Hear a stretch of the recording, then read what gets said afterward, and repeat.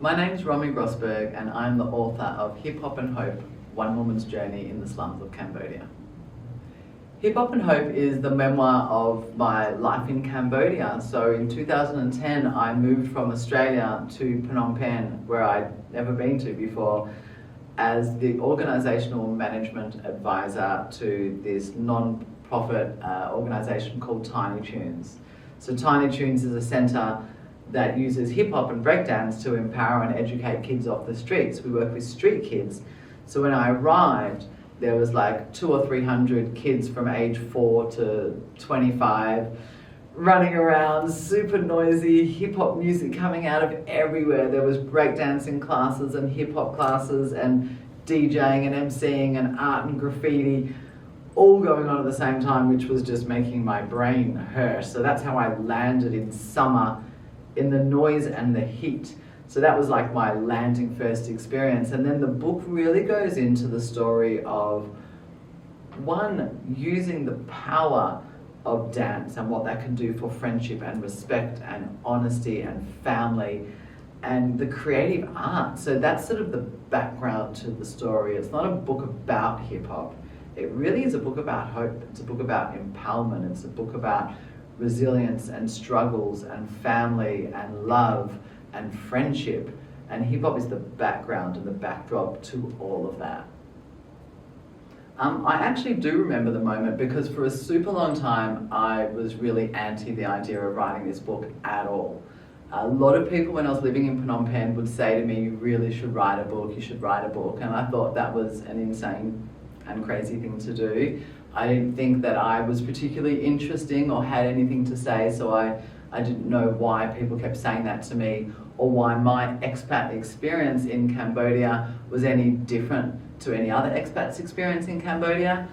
But I think because I took learning the language very, very seriously and learning the culture, and I was very embedded in Cambodian culture.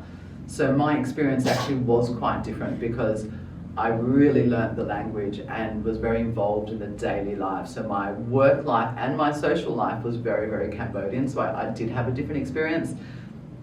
There was a moment after I'd finished working at Tiny Toones as the manager where I was meeting with Eleanor, who was my country manager of Australian Volunteer International, and her and I were having a glass of wine and I think on Street 240 for those that have been to Cambodia, to Phnom Penh. And I just turned to her and said, I think I want to write a book. And she just turned back and was like, all right then. She's like, and she said, you have a hell of a story to tell. And she got on the phone immediately and rang this woman, Jan. And Jan Cornell is also a writer who runs writing retreats and was about to run one in Laos, which was next door, Luang Prabang. And within minutes of me saying to Ellie, I think I want to write a book, I was kind of booked into this writer's retreat in Luang Prabang a few weeks later, and before I knew it, I was there with an incredible bunch of women who were all well-established authors in their own right, which was, for me, amazing. I was the newbie, I was the young'un, I didn't know anything, but all I knew was that I fell in love with it. I woke up every single morning at 5 a.m. as the monks walked past, doing their arms, and I would just write and write and write, and I became obsessed. And that group of women were really what helped me to actually feel that I could do this, because they were so motivating, they were so inspiring, they really empowered me to feel that I could do this. And that was the moment where I thought, I think I can do this. And yeah, that was the start of the journey, and that would have been, I think 2013 at a guess. So that's where it started. So Hip Hop and Hope came out last year, so August 2024.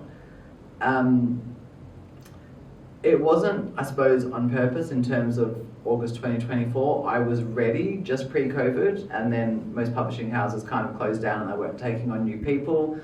So that sort of took a few years off my birth life. And that was really, really stressful because I thought, oh God, I've missed the window, what do I do?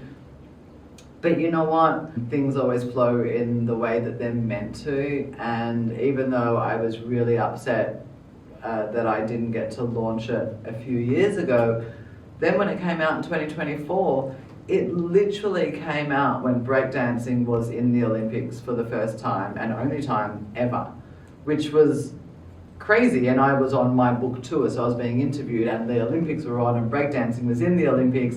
So I was like, wow, that's crazy timing that's happened. So there was that. And then if you read the memoir, there's a lot of information, there's a lot of backstory about KK, the founder of Tiny Toones, because his life story is unbelievably fascinating. It's the most traumatic and brilliant and empowering story of any human I've ever known. If for no other reason you read the book, you've got to learn about KK. It's just unbelievable. And what's so fascinating now and so just crazy in terms of timing is the whole story of KK is about deportation. It's about growing up in prison. It's about, being brought into America as a toddler during the Khmer Rouge. It's about being invited to the US as a refugee. And then it's about being thrown back and dumped in Cambodia, of which he knew nothing about. He was born in a refugee camp in Thailand on the border, and suddenly he's in Cambodia with nothing. Literally rip you out of bed, middle of the night, bang, gone. So as much as, that's very much the deep-rooted background of this whole story, and it's unbelievable. Like, you really need to learn about deportation and deportees. This is not a new story. We see it going on in the world right now. Like right now it's going on in the world, but it's not a new story. This happened to KK many years ago, and he wasn't the first, and he's clearly not the last, but it's a very serious and very deep and full-on story that everybody needs to know about. And yeah, it started a long time ago and it's still going now, and I think these people's stories, their individual stories, need to be heard. So the fact that my book came out now whilst this is going on in the world, I think it's just another powerful reminder in individual stories and hope. Yeah, and finding a way through even when the world throws shit at you. How do you get through it? Well, actually at the time I was living in Australia and I was looking for international work. I'd already done a few months working and volunteering in India. I'd worked in Vietnam, and I really wanted a longer stint working in international development, community development, because that's what I was really, really passionate about. I was already a counsellor, and I was actually back at university at the time doing my master's in international public health. And what I really wanted was to work overseas, to have that feeling of community and work within the community. So at the time I actually applied for a job in Uganda and in East Timor and in Phnom Penh, Cambodia at the same time. And to be honest, I was kind of hoping to get all of them. They were all incredible jobs, very, very different. They were all long-term sort of volunteer placements. And when it came through, I was offered all three. And the one in Cambodia for me, I mean, I have been to Asia since I was 10 years old as an Australian. It's not so far. So for us to come to Asia was something that I did often. I felt very comfortable in Asia and very comfortable. I've never been to Cambodia, but Asia was very comfortable, Southeast Asia. And it's hip hop. It was basically hip hop, street kids, Cambodia. And I was like, this sounds amazing. This sounds like something I can get really, really excited about. The next question people always say to me is, oh, were you a hip hop dancer? Yes and no, a bit more no than yes. When I was a teenager, very much. I was one of those girls that went to all the dance classes when I was young with all of my friends. We were all very much into dancing. I wasn't an amazing dancer, but I loved it. By about 15, 16, I actually was working at Metro nightclub in Melbourne. They had their under 18 club every Saturday afternoon, and I was one of the podium dancers. So I was up there in my t-shirt and my little hot pants and my pump runners up on the podium as a hip hop dancer. So I did that every Saturday. So that's about the entirety of my hip hop career, but I do love hip hop and I really love the music, and yeah, but that's the extent of my hip hop career. The simple answer is no. I'm not sure exactly what I was expecting, but I had an underlying feeling that I would feel very comfortable and natural in Asia, particularly Southeast Asia, because I'd come so frequently in the past. Cambodia felt different, and I knew it instantly from the minute that I landed. You've got to remember their Khmer Rouge history, their civil war was really recent. So it felt very much like it was a new city being built as I was there, remembering that I was there in 2010, beginning of 2010. The Cambodia that you will see today is quite different. It's very much built up a lot more. There's a middle class. It's quite a different city now, but back in 2010, you really could feel the smells, the sounds, the dust, the reconstruction. It felt like you were entering a post-war city that was being rebuilt. So that was a really big shock for me. And the lack of English everywhere. A lot of areas of, say, if you go to Thailand as a tourist, everybody speaks English. You go to Cambodia, particularly back in 2010, not really anybody speaks English. So that was really tough. And I had to learn very quickly how to handle all of those things. So it was a big shock. I think each chapter and each area was quite different depending on what it was that I was working through. There were certainly some chapters that were easier to write, either because they were really clear in my memory, or because maybe they didn't pull at so many heartstrings. So it could be one or the other. Sometimes there was an incredible flow around things depending on how I remembered it, and sometimes it felt a bit disjointed. There were definitely chapters that emotionally I struggled to write. There was one chapter that I wrote probably a few years after I'd actually finished the book. The chapter Ghosts on the Loose. I spent years, not even writing, I spent years procrastinating about how to write that chapter. For me, it was very, very emotional. For me, it was writing therapy. That chapter originally was probably 20 or 30 A4 pages, and then what made it to the book of that particular story was probably 1 or 2 pages of that traumatic event that actually got into the story. So sometimes you can use writing therapy just for the sake of therapy. So I was actually using the story, the writing therapy, writing it all out, lots and lots of tears. Every time I headed to the computer, I could not stop crying and had to just put it down for years. And when I got back to it, I did the writing therapy, and then, with a kind and strong-willed editor to be like, Romi, we don't need to know all of that. That's your therapy. And then put it aside and only put what's necessary into the book and know that the rest was just my therapy. So that was really tough. I love how it turned out in the end, but it can be very tough to write very deeply emotional scenes. But when you're in your flow, then it kind of just flows really easy. Sometimes you can get to 6-8 hours in and you don't realize that you haven't even stopped to eat. Because when you're in your flow, you're in your flow. And anyone that's, whether you're writing a book or doing whatever you're passionate about, when you're in that flow, everything's beautiful and everything works. Even if it's tough, there's just momentum about it, and it's really, really enjoyable. Of course. All authors are worried about what other people are going to think of their book, and I'm sure in every field across the world, whatever your thing is, you worry about what other people think. As a therapist, I would probably teach you to not worry about what other people think, but the reality is we all do. I probably had 2 main things. I worried that people would look at me as a white privileged girl that goes across to Asia to save the world, and that it would be that kind of story. And I think that's why when I read Tim Tomlinson's endorsement of my book, I really love that, because he comments on that. You think that this is what it's going to be, you think that you've seen this story before, but you haven't.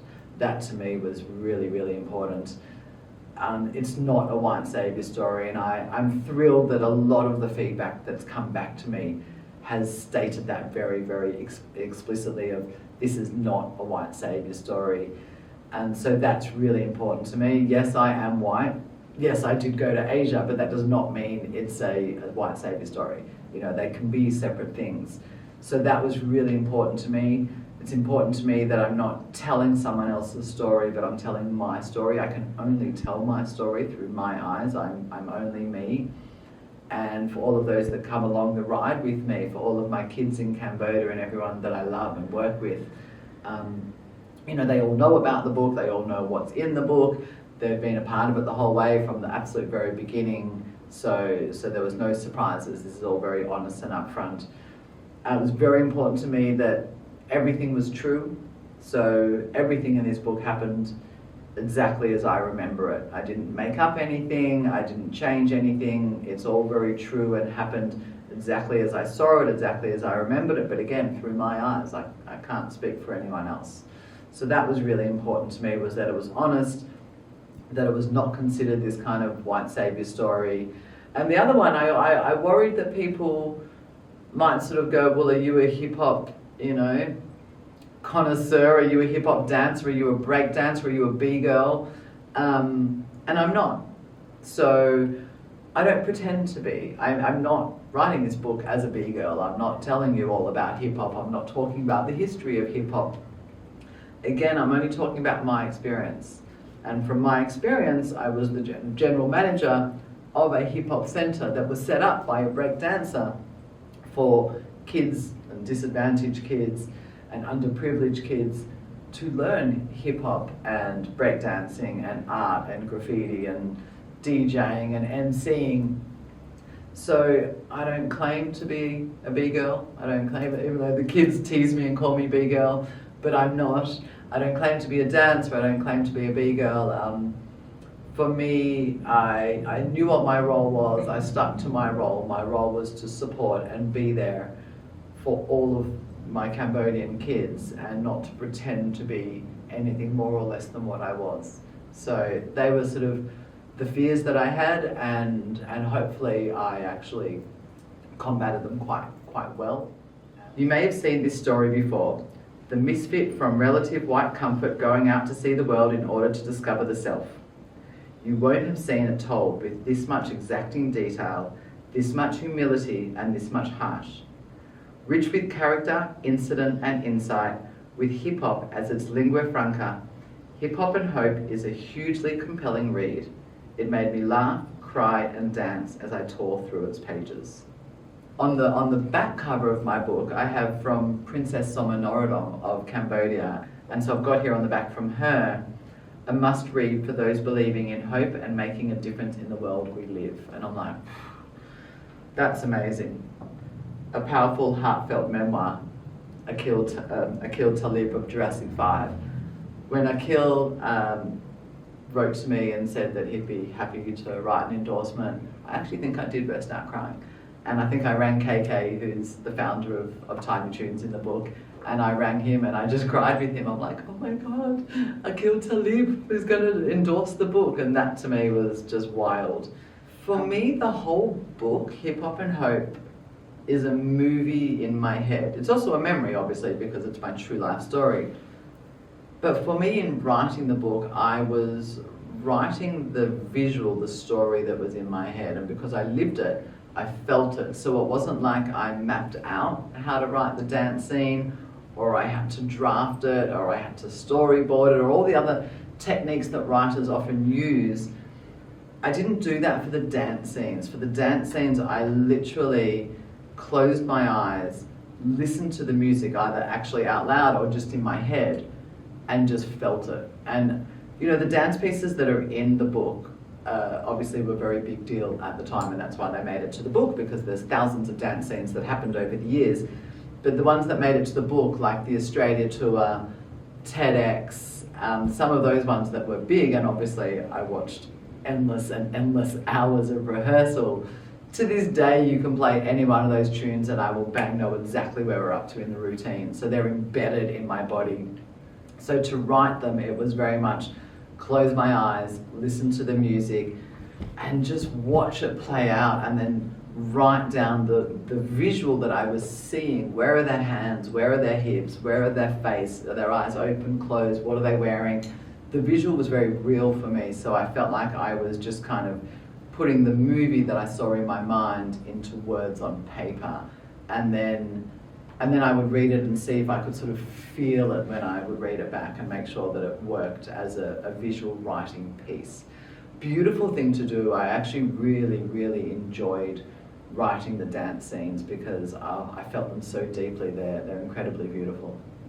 Editing takes on so many different forms, and over so many years you go through a lot of different ways of editing, styles of editing, things that you're editing that I didn't realize how much there was to editing. It's like, it's a whole world unto itself. It's one thing to write a book, it's an entire other thing to edit a book. So it's really intense, it's really full on. Yes, you do need an editor. You can do it yourself. For me, it was like, I'm going to edit it until I get to the point where I feel like I've done the best I can and I actually don't know what more I can do. I had 3 different editors and we always worked for different purposes. So whether it was for a structural edit, to clean it up, to fine tune toward the end, it's about really fine tuning it and just getting that last little bit to be spot on. So you work with different editors for different purposes. I had from Australia, I had from New York. The most difficult part of editing, at the beginning, the most difficult part was accepting that not every sentence, word, storyline person was the most important thing in the world. Like you feel that it is, that everything needs to be in the story. Actually, no, not everything needs to be in the story. And my first editor would be like, Romi, we don't need to know this. I was like, but it's so important. So letting go of a lot of that was probably the hardest thing at the beginning. The second hardest thing moving all the way through would have been pace. I hadn't even thought about it. The pace of a book, we don't think about these things, but to an author, wow, so important. How fast or slow are we getting the book moving? Are we slowing it down to breathe? Like pace and that sort of bird's eye sort of macro lens, micro lens, those things that we don't think about. If you think about them and then go and read a good book, you can spot it immediately, and really, really important. But very difficult when you're in it and you're doing it. And for me, my pet hate was when your editor says to you, that's great, can you just tighten it? Oh, I hate that term so much. And whenever I say that with other authors, they all have a big laugh because usually authors hate the term tighten it. You're like, tighten what? Where? How? Like one word? Like one whole sentence? One phrase? Really, really difficult when you're so close, when you're like 99% there, finished, ready to go. And the last thing you need to do is just tighten it, that kind of extra screw to make sure it's solid. Really, really tough. But when you get it, nothing like it. So it started as, can I educate other people who are studying in community development, international development? Can I help them as further reading at, say, university or in courses or in community groups? Can I help give them a bit of a sense of what really happens when you land in this country, rather than what should happen in an ideal world where all the support systems are in place and everything's lovely? That's not the reality of what happens when you land on the ground. So one of my ideas was, can I actually be of service and help other people to be able to land and know what's going on, know what to do? The other part of it was, can I give a voice to those that don't have the way to give that voice for themselves? And I struggled with that one because I didn't want to feel like I was talking on behalf of other people. But the reality is I can write a book, and I did write a book, whereas the people that are in my story that I'm describing, that I'm showing off to the world, don't have the education to be able to sit and write this book and publish it into the world. So can I not tell their story, but tell my story through my eyes, with them all in the story, and share some of the world that they see with other people? So it was kind of like, how can I do that in a really respectful and true and honest way? And that was really, really important to me. That's actually a really good question, because my other 2 books were kind of in the self-help realm. I really don't like the term self-help, the phrase self-help, but they are. My other 2 books are in the self-help realm of self-inquiry, self-awareness. The first book was around emotional intelligence and self-inquiry and journaling. The second book is about mental health and social emotional health for teenagers and for teachers in schools. So very, very different, because those 2 books I wrote from my head. You know, as an author, we talk about writing from your head, your heart, your gut, the different places that we write from and the different emotions that we feel when we write. So those books were very much writing from my head because they were my counselling background. I was writing them from my work background. The memoir was an entirely different ballgame because I was writing it from my heart, I was writing it from experience, I was writing it from fear, I was writing it from excitement, from love, from devastation. So every emotion under the sun came into writing this book, so it felt completely different. I actually started Hip Hop and Hope first. I started writing it in, 2013 or 14 was when I began. And then I took 2 breaks. And one break was to write my first book, 5-Minute Guide to Emotional Intelligence. And my second break was to write my second book, The Key, a social emotional toolkit for teens. And in between that, I kept going back to writing my memoir, but I actually needed those breaks, and it was really nice to write from a very different place and write from my head and from my brain and from my counselling background, and then come back into the emotions and write from my heart and write from my body. So completely different experience. I didn't cry at all when I wrote my other 2 books, and I cried a lot when I wrote this book. I was in Phnom Penh, in Cambodia, just working day to day. I didn't think about mental health, which is funny because I was already a qualified counsellor and had been counselling already for many years, so amazing that it just kind of slipped my mind. But my problems, my mental health is not as important as the kids that are in front of me that are suffering on such a deep level, and the need and the desire to want to be there for them and help them just always seemed to override and supersede how I was doing and how I was feeling. So I felt like I was running on overdrive. You know, I'd sleep with my phone under my pillow in case there was a late night phone call that someone was in a fight, someone OD'd, someone's in prison, someone's in the police station, and these things happen. So I just got used to it, and I just kept going. And you can see in the book, there are some times, probably even as a reader, you'd be like, I feel like you're heading for a breakdown. You might want to put the brakes on. I did actually have 2 breakdowns throughout my time in Cambodia that usually kind of come after the fact. You sort of, go, crash. So that's okay. I didn't have any breakdowns writing the book. I had lots of tears writing the book. It was emotional, but in a very beautiful way. But yeah, I think the mental health stuff, I didn't really look into it whilst I was in it. I just kept going until I couldn't, and then I would crash, burn out, pick myself up, go again. And that's okay. That was the time in my life. That's what I was doing then, and that's just the way it is. An American couple had taken my audiobook and done a road trip in New Zealand, and I feel my audiobook has been on some fantastic road trips. I've travelled a lot apparently as an audiobook. And this couple went around New Zealand, and the man wrote me a message, and all he said was, I feel like your audiobook should come with a disclaimer, because I was on the highway in New Zealand. I actually had to pull over because I was crying. I was like, oh, that's really sweet. So I get a lot of messages of people writing to me about when they cried or why they cried and things like that. There are definitely some tears in the book, for sure. I cried writing it, I cried editing it, I cried doing the audiobook. I haven't met a person yet that hasn't cried at some point in the book. And it's not a sad story, it's a bit of a pulling at your heartstrings story, but it is also a feel-good story, and it's called Hip Hop and Hope. So there's a lot of hope. You don't leave at any point devastated, but there's some really, really difficult moments that you work through in the book, and so that can be, pull on my heartstrings a little bit. But yeah, they're some of my kind of favourite messages. I really love them.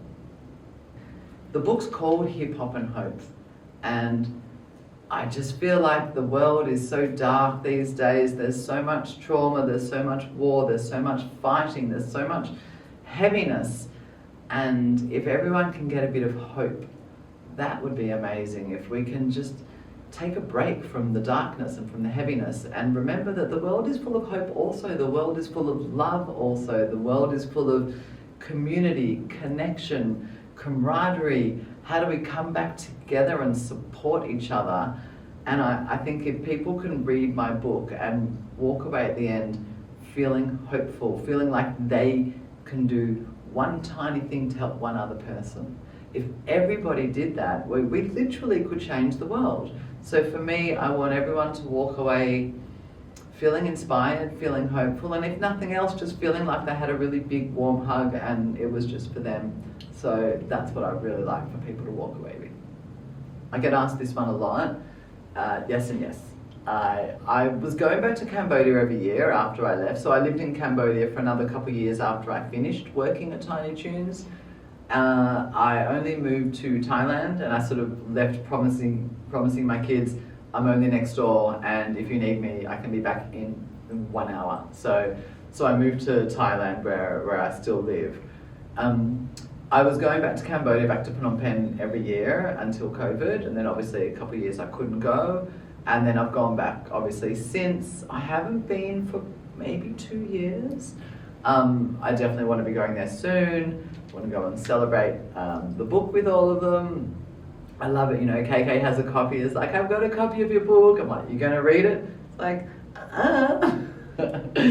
So KK forever saying that he's unable to read a full-length book in English, so he won't read it. But I think he said his eldest daughter, who's a teenager now, she's going to read it on school holidays. So that would be really cool to see what she thinks.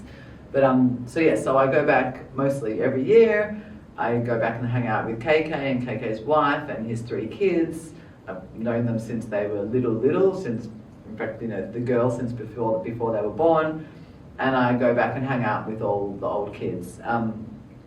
It's funny when I go back now because they're grown up, and I guess because I left, I still see them at that age. You know, they're like my kids, my little shits, my kids, my teenagers. I loved them and wanted to kill them all. So they were teenagers when I was with them, when I worked with them, and now they're adults. So a lot of them are married, a lot of them have kids, they have jobs, they have lives, and you know, they're late 20s and getting to 30, which just absolutely spins me out. So I love going back and seeing them, and I still speak to them, whether it's on Messenger, whether it's on FaceTime, on phone call, and when I go back and visit, we always hang out, go for dinner. So yeah, I definitely go back all the time, and yeah, I absolutely love going back to see them. So what's next for me? What's next for my kids? Probably 2 maybe different stories. What's next for me is I would love for this book to keep going. So what's left for me as an author is this book was, you know, 3 or 4 years of my lived life, and then 10, 12 years of my life as an author and writing and editing. This book is very much my love affair. It's my baby, and I would love this book to just keep growing and keep going. I would love for people to share it with people that I would not otherwise reach, whether it's the written book, whether it's the ebook, whether it's the audio book. I would love for it to really go around the world. That would be incredible. One of the biggest questions I get asked from everyone straight up as soon as they finish reading the book is, when's the movie? So, just putting it out there, if you work in the film industry, and then people ask, and who would play you? I'm going with Margot Robbie. She's a bit too beautiful, but you know, we can ugly her up a little bit so that she looks like an everyday girl, but she, oh my God, that would be amazing. And she's Australian too. But I would really love for this to be a movie. I guess it can't quite be a documentary because my kids are all grown up now, but maybe a based on the true story of kind of movie. This book is a visual book. From beginning to end, it's a very visual book, and I think it would be spectacular as a movie. I really, really do, and it's the #1 thing that people say to me. So I'm putting it out there. That is the dream, and I literally can't see why dreams can't come true. So that's that. So that's what's next for me in my dream world. What's next for Tiny Toones? is actually right now we're building a new centre. So that's really, really exciting. I was on video with KK just last night and he was walking me around the space. So we're literally at the beginning of rebuilding. You know, we outgrow spaces or we have difficulty with spaces because of, you know, we're pretty noisy, so we get evicted a lot, or we outgrow a place, but, you know, we needed to move on from the last one. Also, since COVID, we really struggled financially after COVID. We struggled to come back financially. You know, grants run out, everything just kind of fell apart during COVID, and we're very slowly rebuilding. But we decided to, rather than keep paying rent at the place that we were at, and we were really struggling to do so, that now in 2025, we're actually building our own centre. So this is like first time, this is incredible. So KK is there right now. So again, you know, rather than pay someone to look after it, KK is sleeping there most nights himself. Because it's still Cambodia, you can't just leave the metal, the bricks, the cement, all of these things out in the yard because things can get stolen and ruined. So KK is actually physically sleeping out there, looking after the piece of land, and we are building on it. So it's very exciting, it's very scary. This is the first time we're building ourselves from scratch. But hopefully it also means it's the last time we need to do this. So we're going to build a couple levels and then we've always got more space to go up. So that's sort of the plan. Some classrooms, some dance space, some studio space, things like that. So what's next for Tiny Toones is our own centre. Feel free to donate or make a fundraiser if you like. We're always struggling, and we will build in stages as we financially can afford each stage, and that's just the reality of life in Cambodia. But KK is an absolute legend, and, you know, is KK. Forever the optimist. He will always believe in the best, in people, in places, in circumstance, and every time we thought, uh-oh, you know, are we going to close our doors, are we going to fall down, it was always KK that says, "Come on, girl, you got to believe in the world. I have faith, have faith." So I have faith, and Tiny Toones will build its own centre. It will grow, it will raise the money, and it will be wonderful.